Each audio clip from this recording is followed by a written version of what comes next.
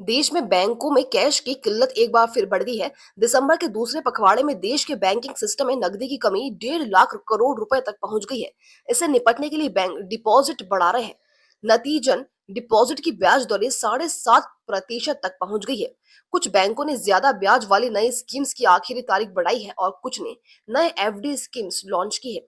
IDBI जैसे bank senior और super senior citizen को 0.65% तक ज्यादा ब्याज दे रहे हैं। इसके चलते सुपर सीनियर सिटीजन्स के लिए ब्याज की दरें 8.5% तक कर दी हैं। दिसंबर के पहले सप्ताह में बैंकों को कैश सरप्लस 1 लाख करोड़ रुपए था। बाद में पखवाड़े में टैक्स चुकाने के लिए निकासी और विदेशी मुद्रा बाजार में आरबीआई में दखल के नकदी घट गई। बंधन बैंक के चीफ इकोनॉमिस्ट सिद्धार्थ सान्याल ने कहा कि अब रेट बढ़ाकर डिपॉजिट बढ़ाने का दबाव बढ़ गया है। बैंकों ने रिजर्व बैंक से लिक्विडिटी बढ़ाने के उपाय करने की अपील की थी। इसके बाद आरबीआई ने पिछले सप्ताह डॉलर रुपी स्वैप का इस्तेमाल किया। आरबीआई ने करीब 3 अरब डॉलर के स्वैप का इस्तेमाल किया।